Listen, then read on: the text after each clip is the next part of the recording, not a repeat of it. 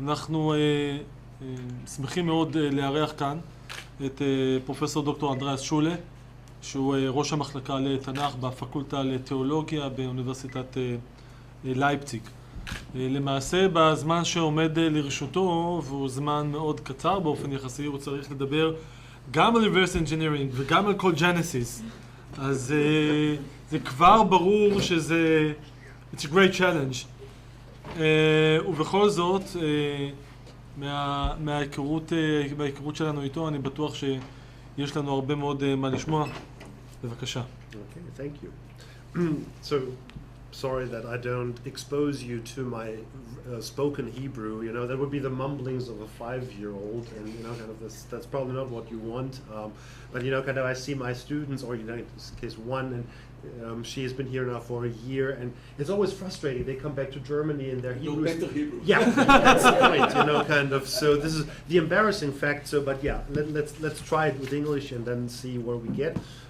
I think maybe a good thing to have this paper perhaps after that of Professor Sagi, because I'm probably trying to, you know, conceptualize things a little more along the lines of our project, which hopefully will, you know, take flight at some point. So you have the presentation title. First question would be a very simple one. How does one become religious? Living in the part of Germany that until 1989 was a socialist country, and as such mostly disconnected from any particular religious affiliation, I often find myself involved in conversations with people, both young and old, who have no religious background. When I grew up in West Germany, it was fashionable to self-identify as atheist. That's what my generation did. We were all atheists, you know, more or less. But of course, atheists typically have an understanding of what they are against. This is very different today because people are not usually opposed to religion in principle, but they simply do not see a reason to add religion to their lives, as it were. One can have a good life, be a responsible husband, wife, father, mother, be a faithful citizen in one's communities. There's just no opening in people's lives, as it were, no apparent need or particular desire for what religion is or what it might have to offer. The phenomenon of modern secularism has often been described and assessed as either a sign of progressive emancipation or as a symptom of decay in Western-style societies. While it is not our actual topic today, the situation of largely secularized societies yields some revealing insights into the nature of existing religions, such as Judaism or Christianity. First of all, religions are extremely complex entities consisting of virtually impenetrable networks of beliefs and practices. This means that being religious or having a religion is a matter of long-term exposure to and usually also socialization in a particular religion. It requires an intellectual, emotional, and experiential disposition that one typically develops over time rather than by a focused intentional effort, although that certainly exists too. I gather that most of us have been in situations where we were expected to explain to outsiders what Judaism or Christianity are in a nutshell, and where we failed to give a satisfying answer precisely because there is no such thing as Judaism or Christianity in a nutshell. Any attempt to boil down the complexities of a given religion to a bare minimum runs the risk of trivializing it, as one can readily see in popular American evangelism.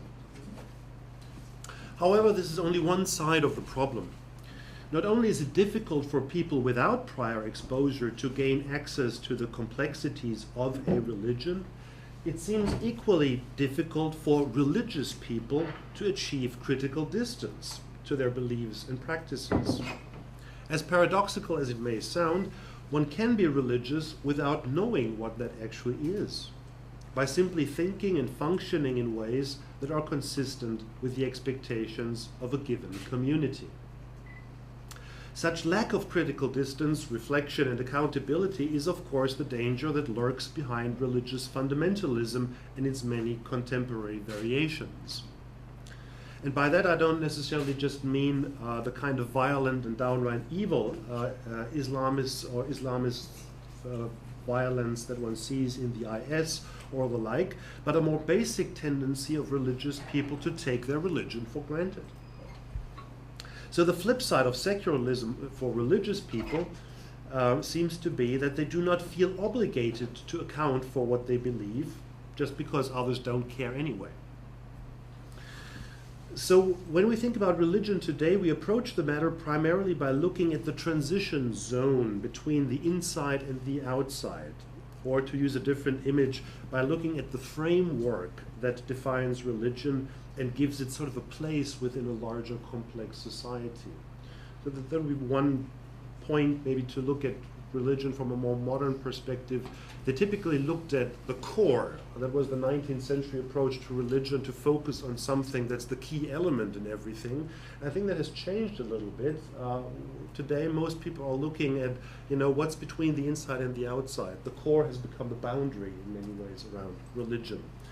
And then, of course, that raises the question now with our project, what are we looking at? Is the reverse, is the engineering taking place, around a religion, or are we trying to find the basic principles, which would be a more 19th century proposal, probably. So the project that gave this workshop its title takes a somewhat unusual approach to this task, which makes it both intriguing and risky. The concept of reverse engineering, or what I like even better, of back engineering, is definitely not indigenous to religious studies. And in fact, one could ask if introducing this concept to religious studies is not categorically flawed from the beginning. Religion is not a product of any kind of engineering. It is not an airplane, it is not computer software or the panel controls of a power plant. So if religion is not actually engineered, how could it be reverse engineered? Or to put it more pointedly, have we perhaps simply stuck our hands in the wrong toolbox? This, of course, depends on what one expects this concept to do for our particular purposes. Reverse engineering is a way of handling complex and mostly technical systems.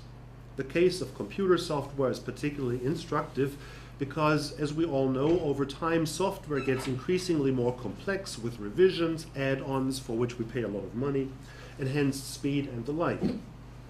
But while every revision may be an improvement of a particular sequence of the software program, there's no guarantee that these revisions remain consistent with the original design or purpose. This is where reverse engineering is used. And now you see that I'm no information technology kind of guy, and when we talked yesterday, I was thoroughly intimidated by what some people know. So this is just my very primitive version of what reverse engineering is. So the task is to find out if a technical unit in its current form is can still be traced back to the original blueprint. It is a way of ensuring continuity without precluding the possibility of change and growth.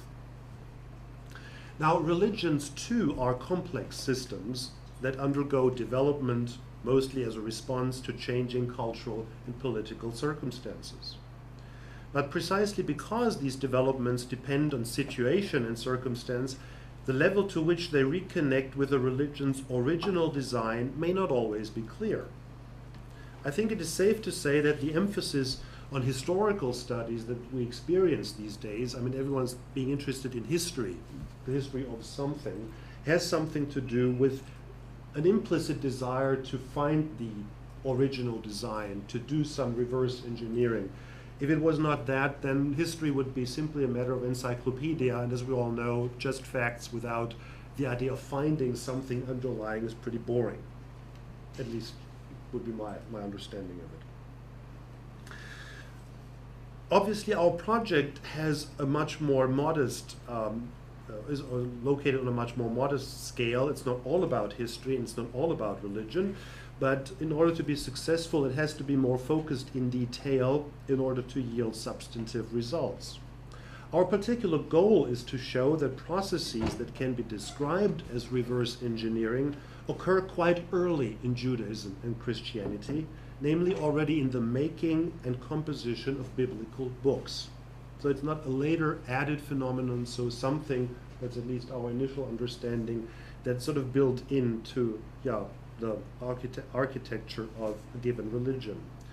Our working hypothesis is that both religions, Judaism and Christianity, from their inception, as it were, had a strong tendency towards developing ever-growing and forward-moving traditions, but at the same time to tie this development back to something intrinsic, to intrinsic beliefs and ideas that should not be lost along the way. So it's both the forward movement and also the going back.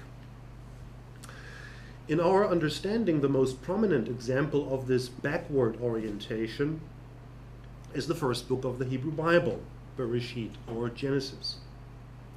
Readers of Genesis have always noticed that this book is somewhat different or is somewhat unique within the larger context of the Torah. Obviously, we're supposed to read Genesis as a first act of a story or even drama, as Avisagi just talked about, that unfolds over all 5 books of the Torah and even further. The promised land, the promises of land and of becoming a great nation among the nations is first, of course, introduced in Genesis, then threatened through Israel's captivity in Egypt, and finally fulfilled in Joshua and Judges. Embedded in this unfolding narrative is the Sinai pericope as the theological pinnacle of the Torah. So clearly, the text in its final form wants us to perceive Genesis as part and parcel of this larger literary and theological composition. And yet, Genesis does not connect easily with its context. It does not connect easily with Exodus. As, for example, the rough transition from Joseph to the generation of Moses readily indicates. As you all know, this is sort of bumpy to get from Genesis into Exodus. Sort of a sense that Genesis sometimes tries to say, we don't want to connect with this other type of people out there in the book of Exodus. At least one way of reading it. Looking at other books of the Hebrew Bible, especially the latter prophets, one notices that it is the Exodus story that carries the weight of Israel's master narrative. Adonai led his people out of Egypt, made a covenant with them, and gave them his law. This is what has to be remembered, taught, and implemented in the different venues of life, which of course also marks the starting point of the halakhic traditions and as such of rabbinic Judaism. Genesis does not have the same religious significance as a foundational story. And yet it is the first book of the Hebrew Bible, the front portal through which everyone has to enter the building. So what then is its significance? I think there's an interesting and frequently overlooked cue that one can take from the Torah itself. As just mentioned, the call for Israel to remember is always oriented toward the Exodus and the Sinai events. So if you read through Deuteronomy, it's always remember the time of the Exodus, remember Moses and all of that. At least within the Torah, there is not a single clear example where Israel is called to remember the days of Abraham, Isaac, and Jacob. There is something like that in Isaiah. We talked a little bit about that, but difficult passages in Isaiah 63. But at least in the Torah, it's pretty clear that remembering is a matter of going back to the Exodus, not to Genesis. So the notion seems to be that the covenant made with Israel is what composes the key story. However, there is a line that says, remember Abraham, but it is directed towards God.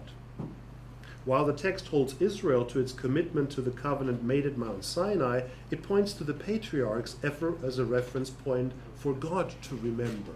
So this is kind of interesting that the text says, God has to remember the time of the patriarchs because this is, in a sense where God and Israel or the fathers of Israel were still at their best, whereas things get more complex and difficult in Exodus. So remember Abraham, this is what God is urged to do in Exodus 32 and Deuteronomy 9, in situations where Israel proves less than worthy of being the chosen people.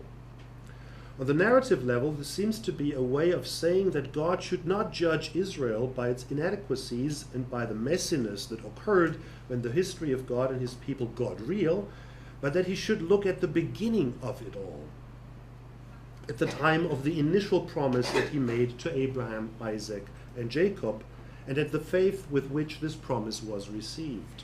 One might think of an episode like Genesis 15, and we'll get back to that God should bring back to his own memory in order to cast the somewhat more ambiguous present in a different light. So here one senses that the narrative is composed in such a way that it points back while it also moves forward. So the story moves forward, but then it has this backwards move, which we call reverse engineering. So the past becomes a foundation without which the present would fail.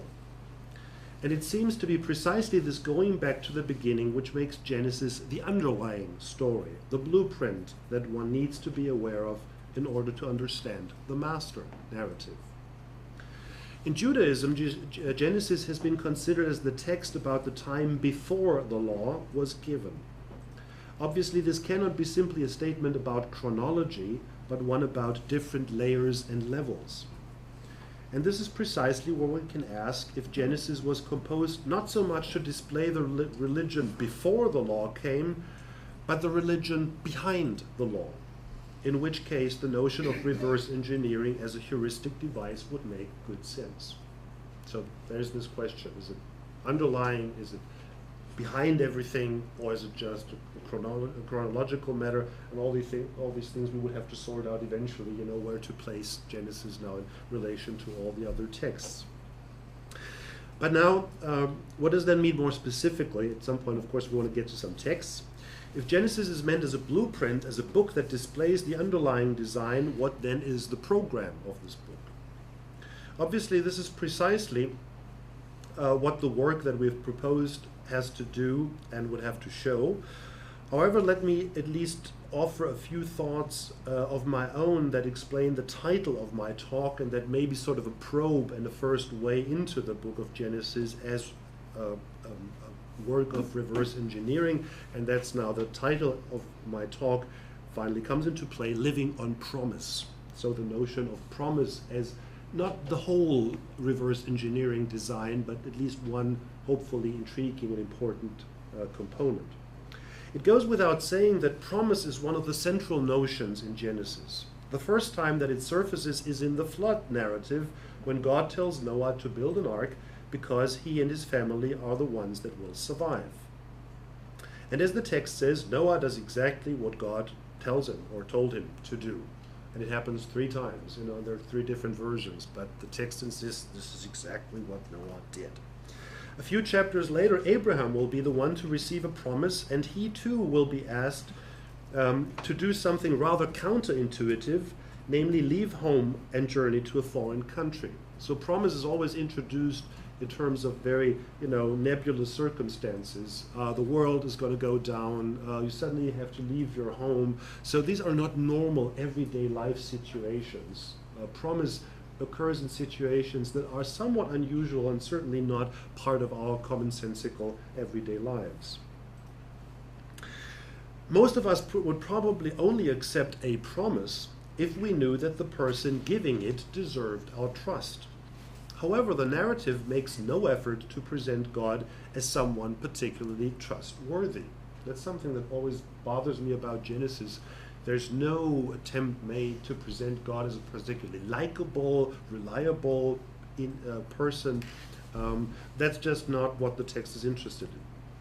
As a matter of fact, there's preciously little that Genesis says about who that God is. In most of the narratives, he comes out of nowhere, starts to talk without previous announcement, and disappears again. This God does not have a temple, and there are no particular festivals dedicated to him. In other words, there is no specific cult around this deity, which is something or somewhat peculiar looking at the ancient Near Eastern world. I mean, you cannot have a God without a temple and with all of that. I mean, it would not be possible simply to have that understanding of a deity. Now, some of the same things could be said about the recipients of God's promises, the ancestral families. They too are not particularly prominent in any way. Abraham and Sarah are presented as random people.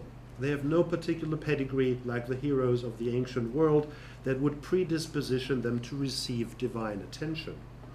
Here too, the narrative makes no effort to idealize the patriarchs and matriarchs.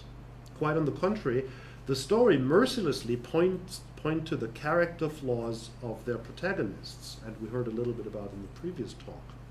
Their selfish and coward behavior, there's envy and greed, suspicion and rage. In other words, these people are just people like you and me. So there's nothing that suggests that this God and these people are made for each other and are meant for any lasting relationship. But what then does the text accomplish? So why is this the setup? What's the point with it then? In my view, it is the encounter between God and the patriarchs, the situation of a promise made and received as an intimate moment in which the only thing that matters is the experience of divine approach and human response. So that would be sort of my offer of what promise is and how it is a piece of reverse engineering. This is sort of what matters. It's not all that significant where these people come from or who that God is, but that encounter happens and that there is this intimate moment that unfolds in terms of trust and promise. There's a bond that seems to wrap itself around these situations, making them signature moments of religious experience. Genesis is most explicit when it comes to these encounters, where one also finds words and language that one could label religious. And Genesis 15, 1 through 6 is definitely the text that exemplifies the significance of divine-human encounter in exemplary fashion. So if you happen to have a Bible in front of you, you can, of course, look it up, but it's a very important, famous, well-known passage, so let me just read it to you.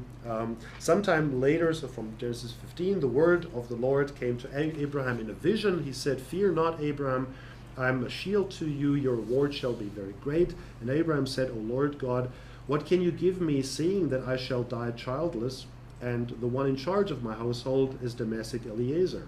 And Abraham said, "Since you have granted me no offspring, my steward will be my heir." And behold, the word of the Lord came to him, "That one shall not be your heir, none but your very own issue shall be your heir." And he took him outside and said, "Look toward heaven and count the stars, if you are able to count them." And he said, "So shall your offspring be." And he put his trust in the Lord and reckoned it to him as righteousness. As you can tell, again, the text is not explicit. It always says he does something. It's not always clear who the he is. So who is taking whom outside, who is reckoning something for justice, that's not all that explicit, and that's sort of a key piece of Genesis texture. So there are many more subtle details about this text that highlight the significance of a counter for the religion of Genesis. Initially, Abraham receives in this text a word from God, a traditional salvation oracle, "Fear not." This is how you introduce divine speech in a standard Middle Eastern fashion, with this formulaic phrase, "Fear not."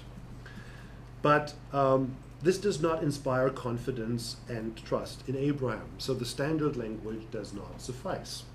So Abraham renegotiates and says, this is not going to work for me simply. But then the text goes on and says that God approaches Abraham again, but this time he takes him outside, as if he was taking Abraham by the hand or putting his arm around his shoulder to usher him outside and show him the starry sky. Without making a lot of words, the narrative depicts an intimate moment between God and Abraham, at the end of which Abraham trusts God and God considers Abraham as righteous. So suddenly there is this relationship. It sort of comes out of nowhere, but it's introduced as particularly strong and meaningful. This is remarkable because nothing has happened so far. God has not kept his promise, and Abraham's trust has not materialized in any tangible manner. So, there's nothing particularly, there's no substance to it yet. And yet it is clear that a profound relationship has been formed. And this is precisely, it seems to me, the point that the text is trying to make. It focuses on this moment where an intimate relationship occurs, and of course you could add many examples, Jacob at the Jabbok and all of that, so there are many texts that would probably fall into the same rubric. It is this kind of relationship forming encounter that defines what we might call a religious experience in the book of Genesis. The language here could not be any more plain or basic. There are no conditions, obligations, or provisions. No terms are being laid out that have to be met in order for this relationship to be sustained. Now, how would this be an example of reverse engineering, to come back to the concept? Well, obviously the relationship between God and Israel will eventually become more complex and even messy. Eventually there will be a covenant with conditions and mutual obligations, a covenant that will be broken and re-established. But this is precisely what the Genesis narrative suggests, that all of this will not work if it doesn't also entail a living experience of promise, trust, and righteousness that Genesis exemplifies in the figure of Abraham. This does not mean or suggest that everything else is secondary to this core experience.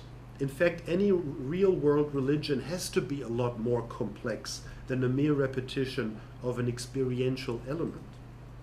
There have to be religious and social practices, forms of learning, of education, there have to be festival calendars and all of that. So reverse engineering is not a matter of simplifying complex matters, but about bringing back to the surface those constitutive elements that may easily be lost or overgrown as tradition building progresses. And I'm still trying to find the right metaphor. What is it? Is it the overgrowing that's the problem, or is it simply the speed of development sometimes that makes it hard to catch up? And Genesis is trying to sort of tie that back to something that is seen essential. So when God is asked to remember Abraham in the time of the patriarchs, this is in fact a way of reintroducing the original idea, or to use more technical language again, the blueprint of the original design to a later developmental stage. Now, I've been talking about Torah and Jewish religion as if I was an expert in all of these things, which I'm clearly not. That's all above my pay grade. So, in conclusion, let me say a few words about Genesis and reverse engineering in my own world, which is more Christianity than Judaism. But of course, eventually we want to see how both religions operate with this concept.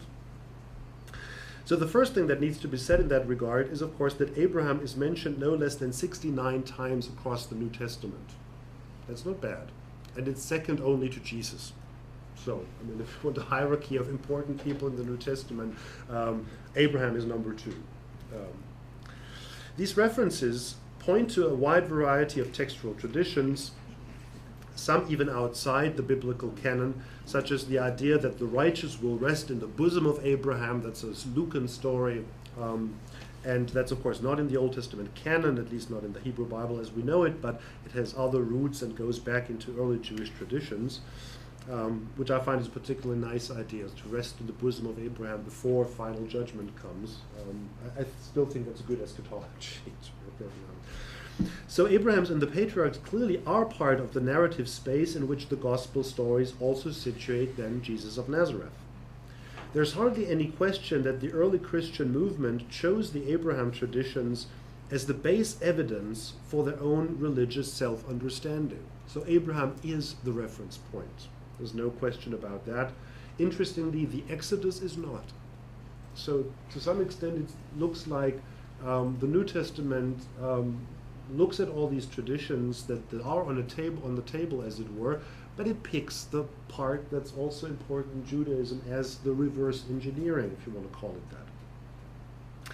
And again, since this is not the time to delve into any greater detail, one example must suffice, and with regard to Genesis 15, that of course has to be the famous passage in Romans 4, 1 through 5, where Paul now uses the same text to make a particular point about his understanding of Christianity. So the passage reads like this: what then are we to say was gained by Abraham, our ancestor, according to the flesh?